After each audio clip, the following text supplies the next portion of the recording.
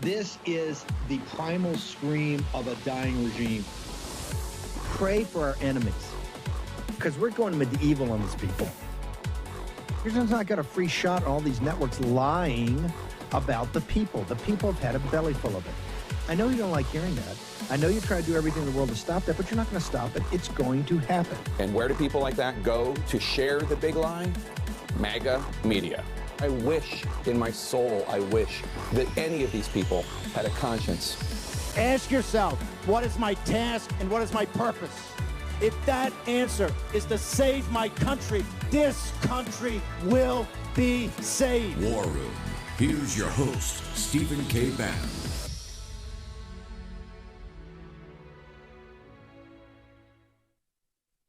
Ben Harnwell at the helm on Steve Bannon's War Room.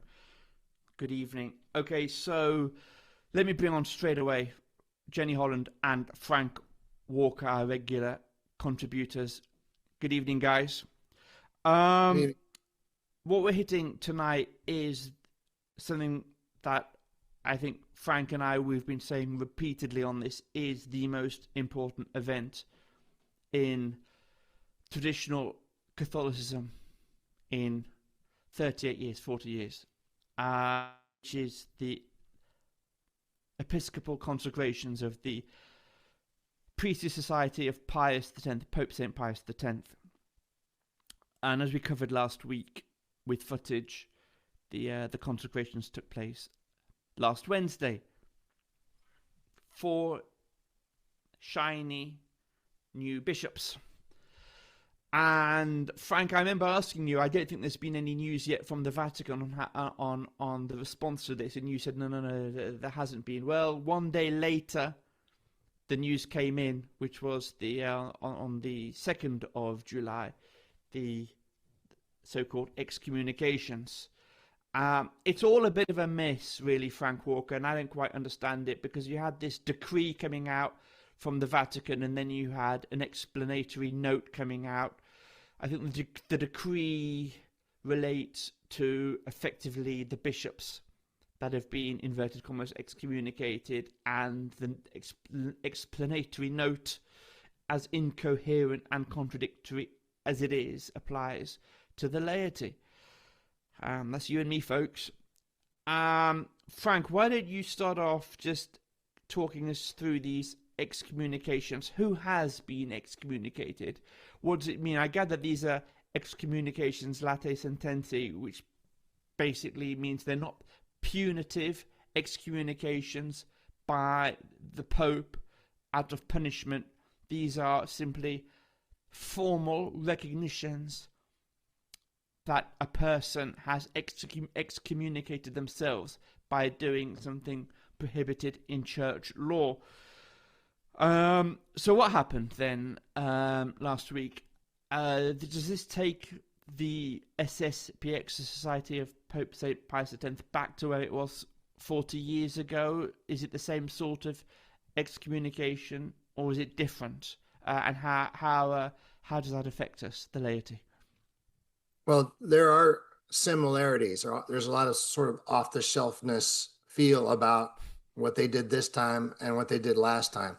And over the years, the people have always said that the bishops were excommunicated in 1988, and then that was taken away by Pope Benedict, I suppose, I don't know, was it 20 years later? But I didn't know what the ins and outs of it were. This thing that was was decreed by Cardinal Kissy Fernandez, the soft porn writer and overall creep. It legally, it's kind of a big mess, is what it is. Why is that? Why does that happen? Well, in one sense, maybe it's because these people are all just political. They don't really care what they're lawless. They don't really care what the law says. But on the other hand, maybe it's purposeful. Either way, the decree part of the statement excommunicates the 6 bishops that were involved. And then this explanatory note after sort of generally that decrees, but says that, priests will be excommunicated if this, laity will be excommunicated if they fully adhere somehow. It doesn't explain how that would happen. It doesn't explain when. There's differences as to the timing, and you can't make a judicial decree by way of a note. You know, it can't add, it's the decree where these things need to happen. And also, maybe it's like the kind of excommunication that you just kind of do yourself, but they're not really treating it that way. They're treating it as it would be like a case, on a case-by-case basis, where you get to defend yourself. Even in the days of the Inquisition, if you were declared excommunicated, you would have a trial, you would have a defense. None of that seems to be applied here, and it should be. From what I'm reading about it, this kind of is the way this should be handled. So as far as the status of priests and lay people, it sounds to me like they're really not excommunicated by Leo Church. And this is, of course, if Leo were actually a Catholic. I mean, if Leo are if you're a heretic and you're not a Catholic, and Leo differs from the Catholic faith on many different areas formally, and of course the church fathers say, no, you can't excommunicate anybody because you're sort of excommunicate yourself. There's many ways to be outside the faith. So this is all going to come out in the wash over time. But really, it's the political impact that matters. It's how everybody handles it. And of course, all of Leo's bishops and all of the leftist press are treating it as if it's just de facto. That's the situation. Of course. So a couple of things I need to ask you about, because I can't understand what canonical category fully adhere falls into. I don't understand. It's like full communion and partial communion. I have no idea what these categories are supposed to mean. Point one. If you have any light to shed on that, please illuminate me. Point one. Point two. You say if Leo were actually Catholic. Well, far be it from me to be edgy on the woman, but if Leo were actually Pope, what one could just gently suggest, push out there into the realms of consideration. All right. So tell me, what does it mean to be for the laity to fully adhere? The SSPX is a priestly society, right? Right, we can't roll up and join it without being ordained into it, or without being a member of a religious society, basically a religious order. It sounds like what they mean is that formally adhere to a different faith, as if it were a different faith, a different doctrine. But I don't understand. I don't understand. I don't understand what it means to formally adhere. If you go to the occasional SSPX mass on Sunday, is that adhering? If you then it's go on. They don't really explain it, Ben, so we don't really know, but it does make it seem like it's two different faiths, and they keep talking about it as if it were two different faiths, because they say the SSPX doesn't believe the modern church teaching of Vatican II, but Vatican II does not declare any doctrines. It doesn't require that you believe anything different, so how can they require it? You see, it's lawless. And another thing is they say that they're guilty of schism. These priests and bishops are guilty of schism, but they recognize Leo as Pope. You know, other traditionalists don't recognize Leo as Pope, but they recognize him and they treat him respectfully, and they say, "Oh, Holy Father, we're asking you, could you please, do these things with us?" So they actually, if they were schismatic, they would be not sharing the faith, and they do. They're accused of it, but they do share the Catholic faith, and they wouldn't think Leo was the Pope or had a right to be Pope or the Pope mattered. Like for example, the Orthodox, they're not like that. So you have to, I suppose you have to decide for yourself. Now, the people at SSPX, the young people who've seen it with John Henry Weston, had a great piece from Switzerland at the event, and they're very positive. They say, nobody can take away my right to be a Catholic. And that's the way they look at it. When you read the press, they're trying to scare people. They're saying Leo has finally gotten firm and brought the hammer down, and people are going to have to decide at the SSPX. I can't personally imagine anyone at the SSPX, given the history that they have, deciding that they would go to these masses that are gay pride masses, that are polka masses, that are where they have this whole different religion because of this, because Leo has laid down the law, like at Reuters and at the Washington Post and all these leftists, people that write for the National Catholic Reporter are praising Leo's firmness here. And all of them, to a T, are worried about the politics of it, because There are many right-wing politicians in Europe, and they don't mention so much in the United States, but the SSPX was very integral in getting us out of the lockdowns legally. And they were the ones that were confronted by the FBI, and then the Republicans in Congress defended them. So politically, you're talking about maybe 100,000 people, but there, you have the right wing in Italy, the right wing in France. Members of them are SSPX. Some of them were there at the event. This is what terrifies the mainline press, the politics of it. And they're trying to say Leo is tough and strength in his hand.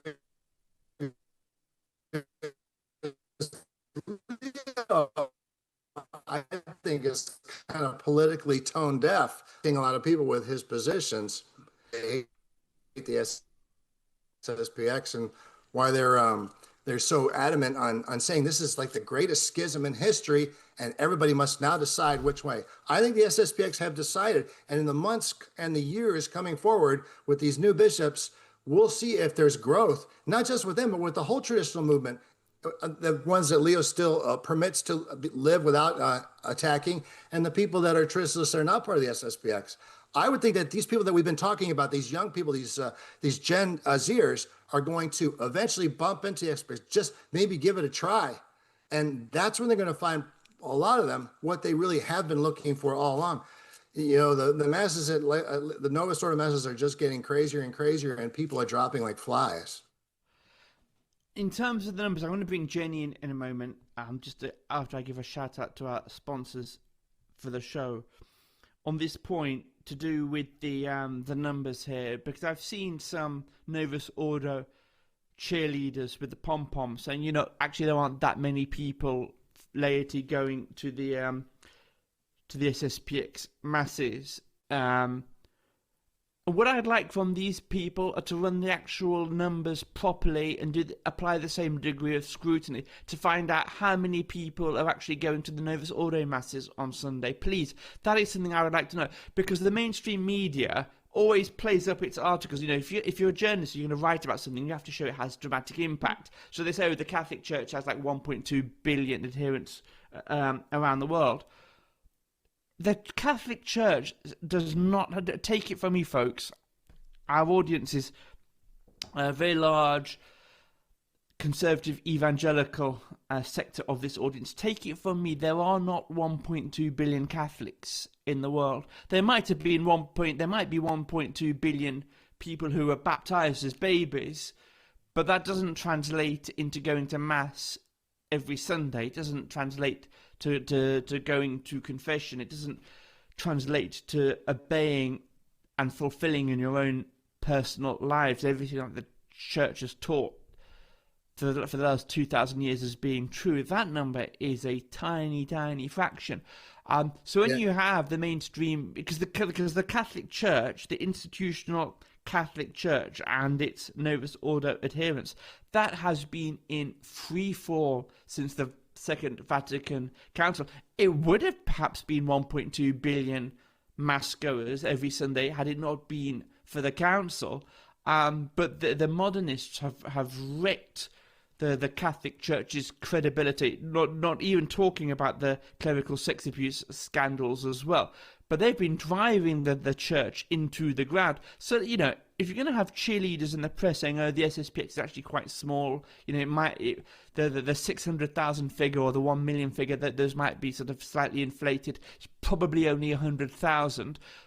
Let's have the same scrutiny of the Novus Ordo and compare like with the same degree of rigor. Look, I'm going to come back to you guys in just a quick moment. I'll come back to you in a moment. I've got to do the shout out now. As you know, folks, up until July the 10th, Birch Gold has the special commemorative limited edition 1 ounce silver round for every $10,000 of qualifying purchases. So you've got like just a short while left, folks, to take advantage of that. Phone Philip Patrick, speak to him, speak to his team. They'll give you all the advice necessary on how you can get your hands on that special limited edition commemorative round that was minted to mark the 250th anniversary of the Declaration of Independence. Speak to Philip Patrick about getting your hands on that, because when they're all gone, folks, they're all gone. Also speak to him about what you might be able to do to convert an old 401k, perhaps of a previous employer or what have you, or an IRA, into a physical IRA in gold, which would be a superb hedge against inflation. As you know, 10 years ago, 1 ounce of gold was worth about $1,200. This year it was touching $4,500. It's now down to about $4,000. So it's a particularly advantageous time right now if you want to buy the dip to get on before the price starts to rocket again. Text Bannon to BANNON to 989898 and take advantage of this free America $2.50 1 ounce silver round with all qualifying purchases before July the 10th. Again, text Bannon BANNON to 989898. And also, you know, whilst I'm doing this, I'm going to give a quick shout out as well to Tax Network USA. Perhaps you have back taxes, perhaps you haven't filed in years. Now is a great time to resolve those tax matters. If you owe tax, then the IRS has a number of legal ways that it can employ to get that, claw that money back. It can garnish your wages directly. It can levy your bank account, seize your retirement funds, or even seize your home. So if you owe money and you haven't filed, it's not really a question of if the IRS is going to act, it's when. And that's why right now, Tax Network USA is offering a completely free IRS research and discovery call. And that will show you exactly where you stand. It will tell you what you owe. It will also tell you if you're also in the clear, which will be a great peace of mind for you. And they can tell you what you need to do to stop any IRS action before it's too late. The Tax Network USA folk have powerful programs and strategies that can save many thousands or even eliminate your debt entirely if you qualify. Don't make a costly mistake, because representing yourself or calling the IRS on your own waives your rights and in the end can cost you more money. And the IRS are obviously not on your side. So get protected right away with Tax Network USA and start that process of settling tax matters once and for all. Call 1-800-958-1000. Once again, 1-800-958-1000 or visit tnusa.com/Bannon for your free discovery call. Don't let the IRS be the first to act.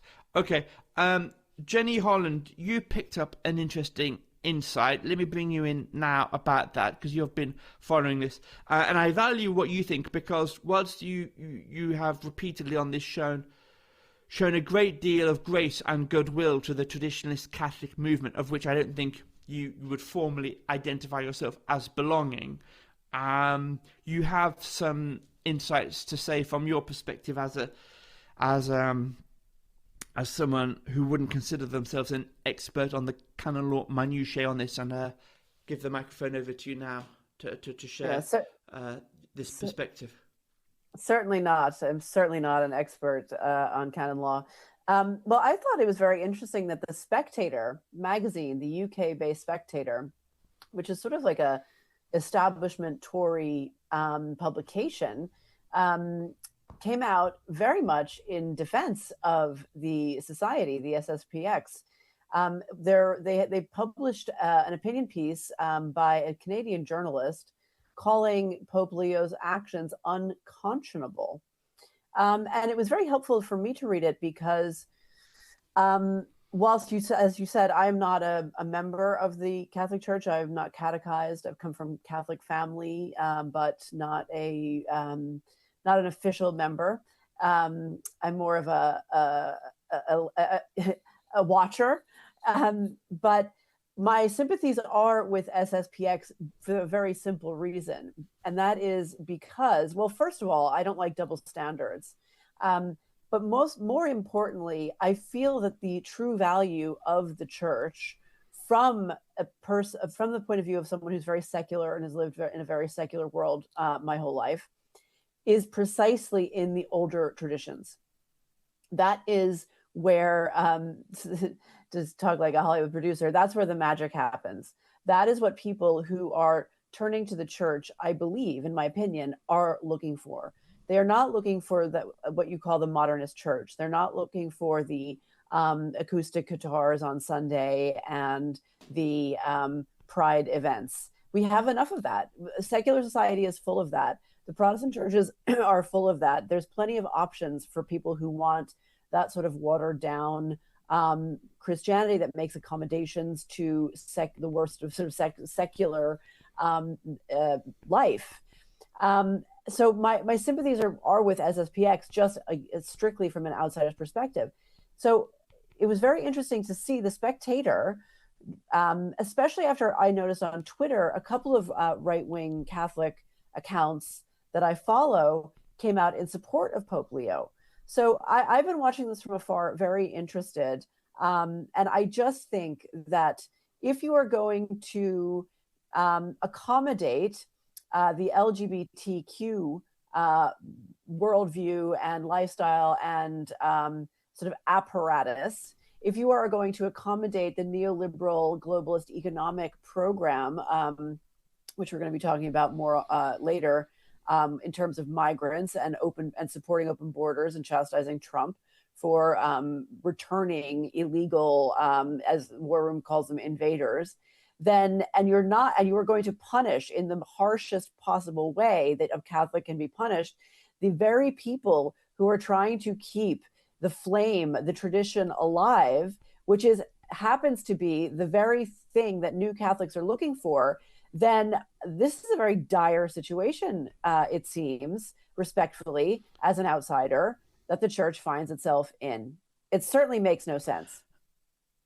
Jenny, I've made a note of that. People are not looking for acoustic guitars and pride flags on Sunday. The world is full of that. Very, very astute point. By the way, Winston Churchill came up, described of himself and his relationship to the Church of England. He said, "I'm not a pillar of the church.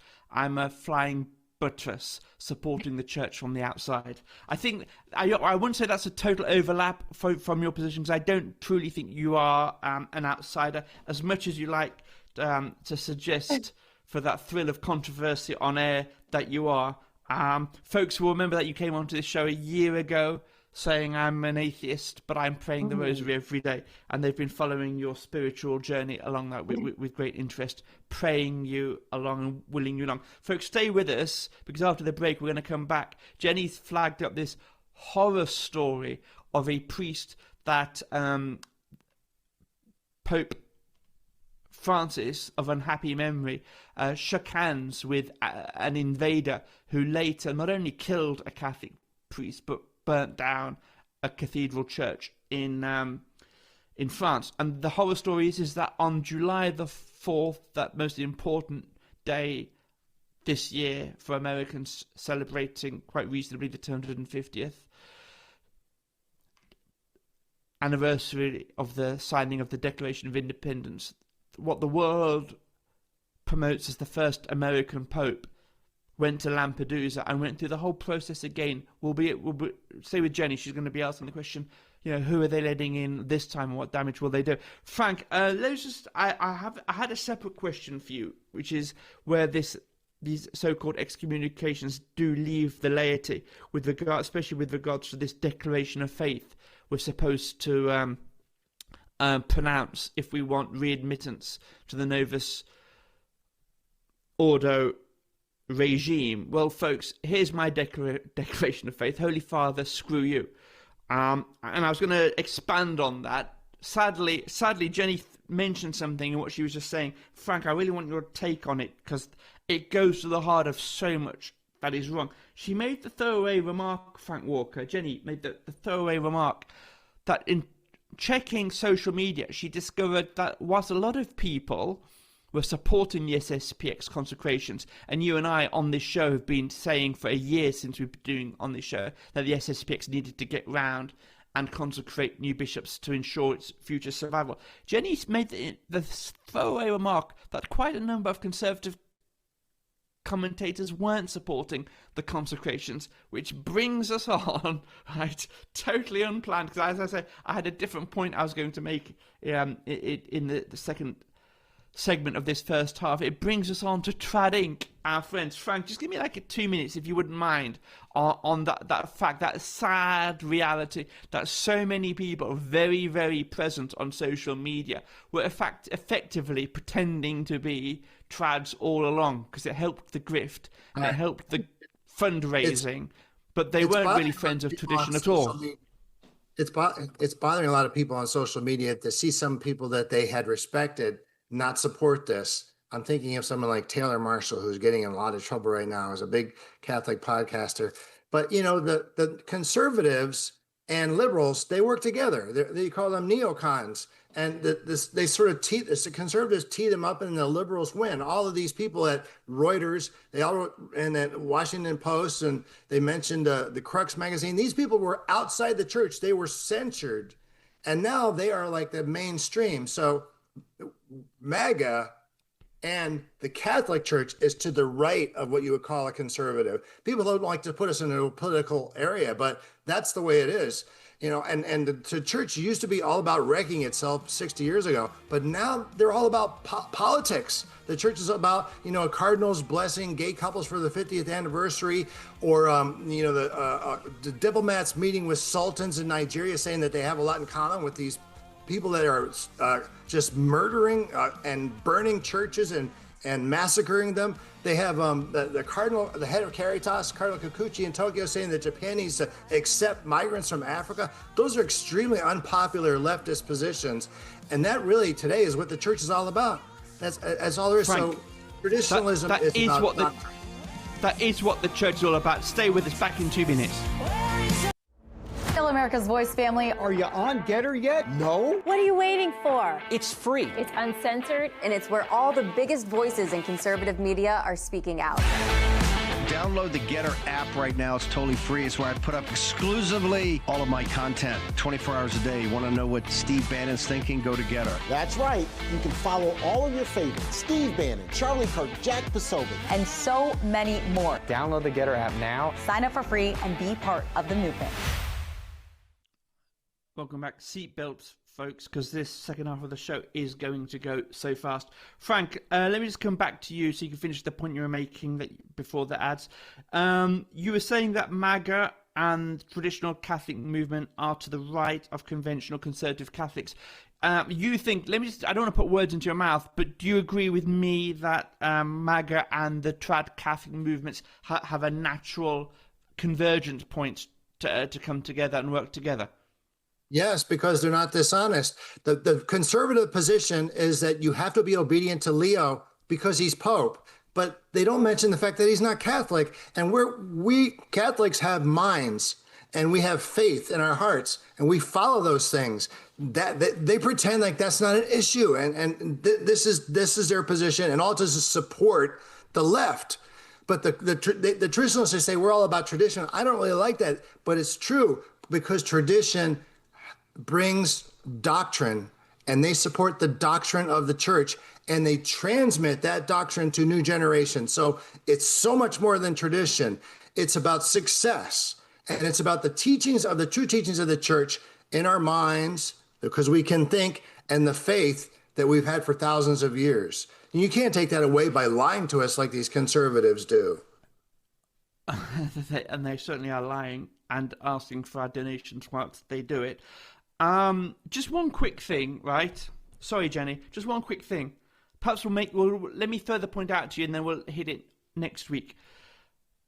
I don't understand what the severity of excommunication is supposed to be in the mind of the Novus Ordo Catholic regime, considering that they no longer teach extra ecclesiam nulla salus, which was the old thrice proclaimed dogma that outside the church there is no salvation. The Novus Ordo regime apparently doesn't teach that anymore. In which case, so what? So what if we're excommunicated? Right. Anyway, look, that's an argument for another day. But the point is that the liberals, the progressives, the atheists, the communists who've hijacked the Catholic Church, in the end, they've lost any bite that such a disciplinary measure might have in the minds of recalcitrant faithful. And as I say, if they want to say that I'm excommunicated, I am not going to be excommunicated. I'm not going to lose 5 minutes sleep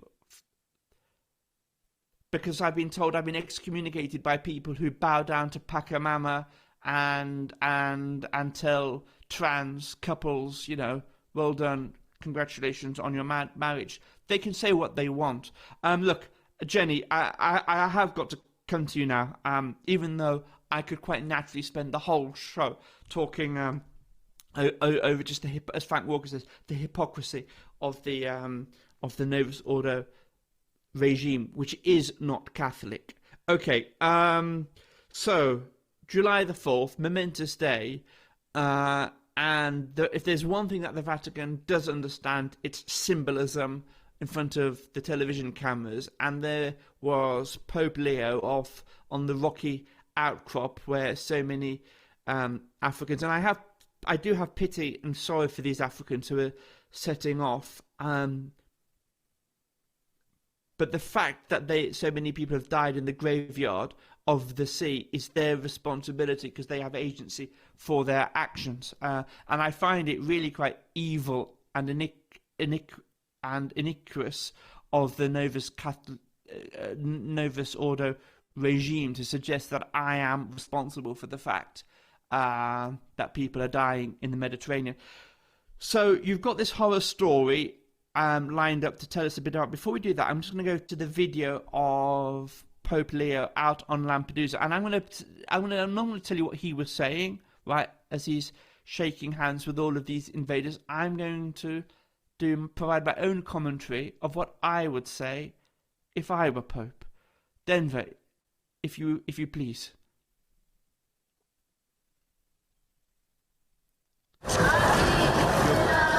You're going back. You're going back. You're on the next flight. Right, you're back. You're going back. Bon rientro. Right, okay. Bon voyage. You're going back. You too, mate. Off you go. You're going. You're definitely not staying. And you. Okay, bye-bye. Have a lovely trip. Thanks for the bow. You too. Bye. And you. Off you go. Safe journey home. You too. Bye-bye now. Bye-bye. Thanks for staying. Thanks for your visit. Lovely to see you. Take care. Right. The boat's leaving 100 yards down there. Hello, Sonny Jim. You ready to go back? Bye-bye. Right. And you, mate. Off you go. Now, that's what I would do if the Holy Spirit chose me as Pope. Jenny, I don't mean to be facetious. We saw the same scenes, and I bow my head to you I bow to you for picking up on this because I'd missed it. We saw the same scenes from Bergoglio, right, doing the same shtick. One of the people, and this is what the internet never forgets, one of the people that he was doing what the current guy is doing right now, killed a French priest that was actually giving him a home and put him up, I think, in his own apartment, and he burnt down a cathedral church in France. Mm-hmm. Tell us more. Well, a greater horror story than this is difficult to believe. Go on, what happened? Yeah, I mean, before we talk about what happened in Nantes, I just want to say that the video you just showed, and also the video that came out first, which was of Pope Leo sort of clambering down on these rocks, and the cape is flying in the wind, and he's overlooking the Mediterranean, and it was sort of like, I think they were trying to go for drama, and then this video where he's saying whatever he's saying, not what you were saying, to, as you'll notice, man after man after man after man after man after man, and then at the end a couple of ladies, and then one singular child. Really on the 4th of July, okay, on the 4th of July, on the 250th birthday of the United States of America, and he is the first American Pope, and this is what he is taking to Instagram, taking to the gram to show the world. really reminded me, and I'm going to be very, very sort of sassy here, so brace yourselves, everyone. It really reminded me of like the scorned girlfriend who is like, look at me, I'm living my best life. I don't need you. I don't need your damn 250th birthday party. I don't care. I have new friends. That is the vibe that these posts are giving.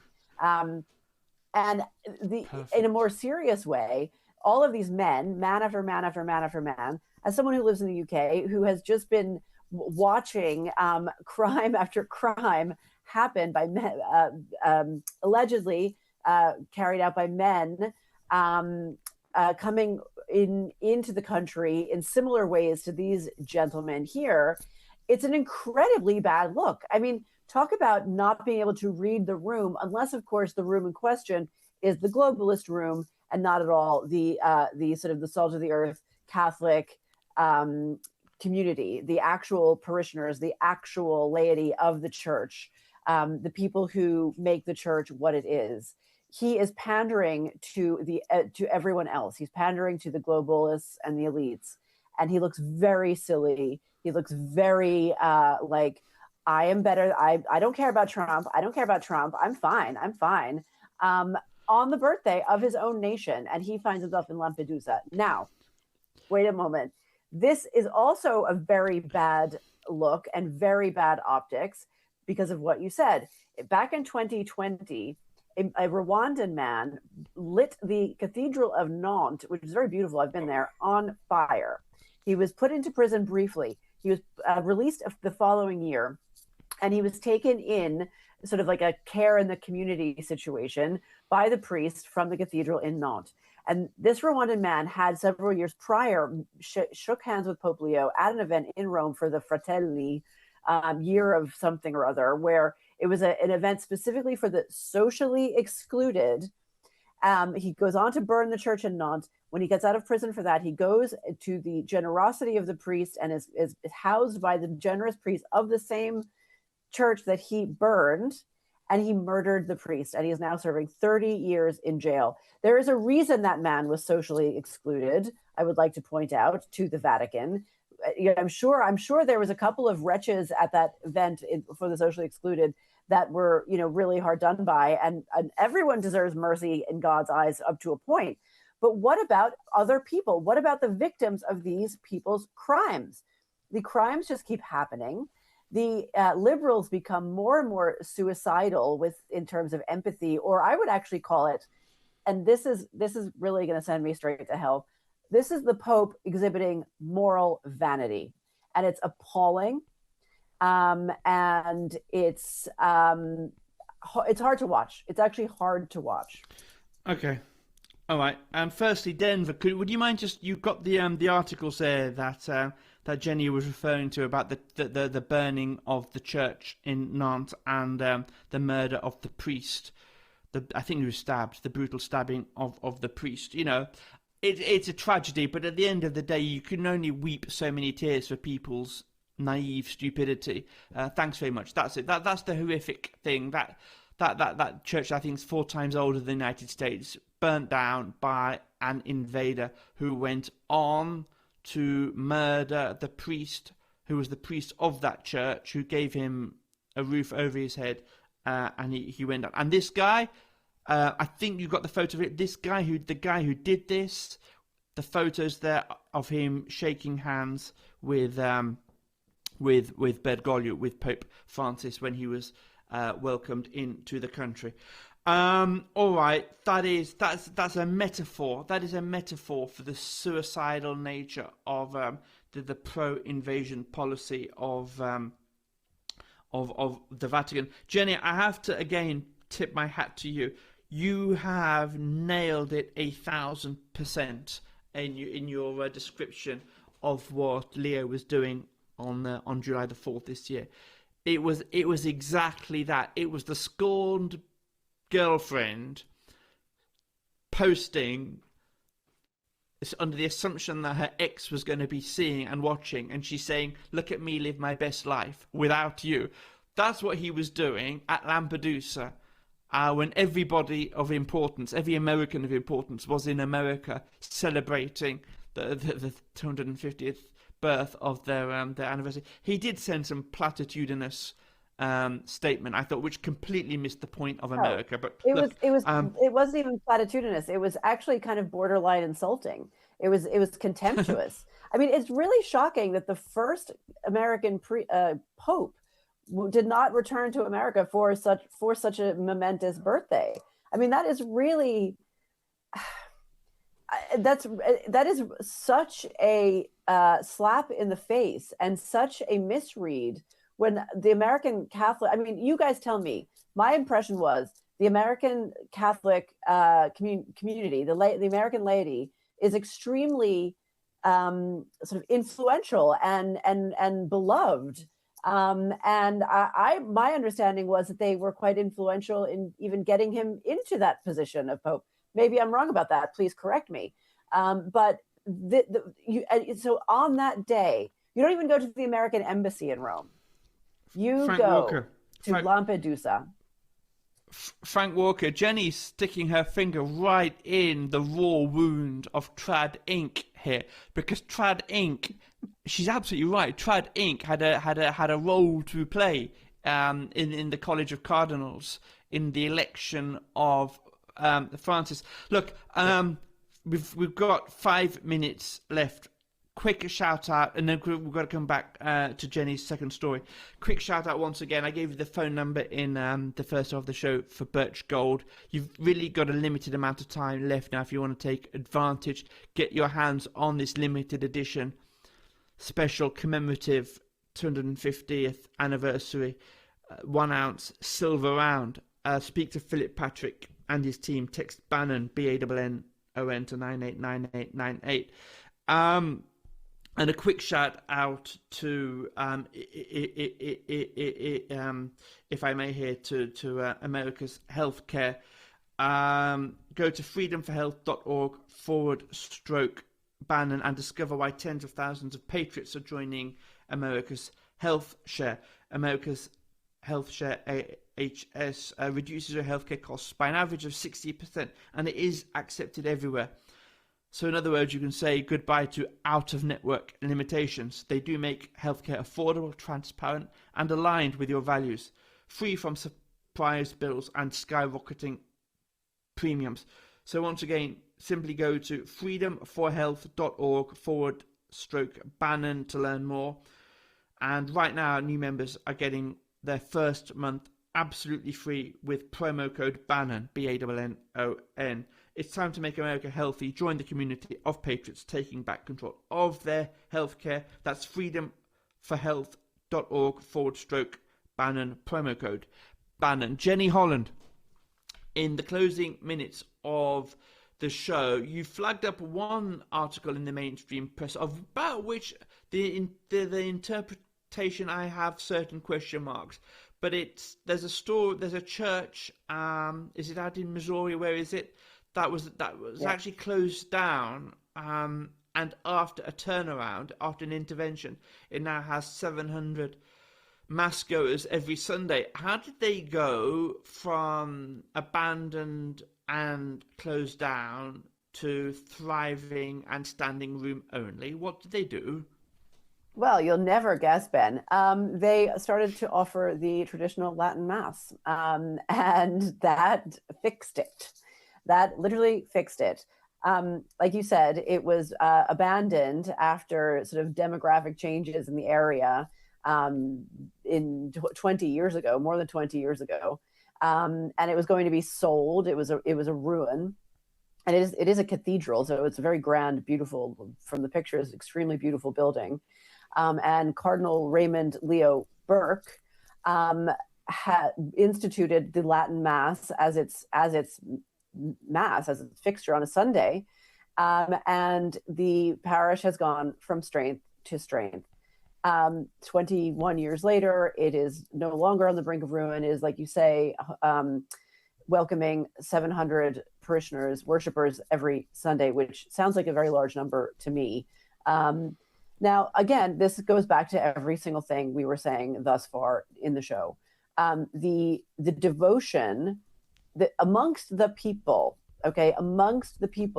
the laity, the ordinary man and woman, the salt of the earth. I know I use that phrase a lot. The energy and the devotion is with the Latin Mass. Now, I'm not saying that people who go attend the Novus Ordo don't have the worship or the devotion. They do, whatever. That's not what I'm saying. But there is so much energy with the Latin Mass, and families and communities find it extremely nourishing, extremely healing, extremely powerful.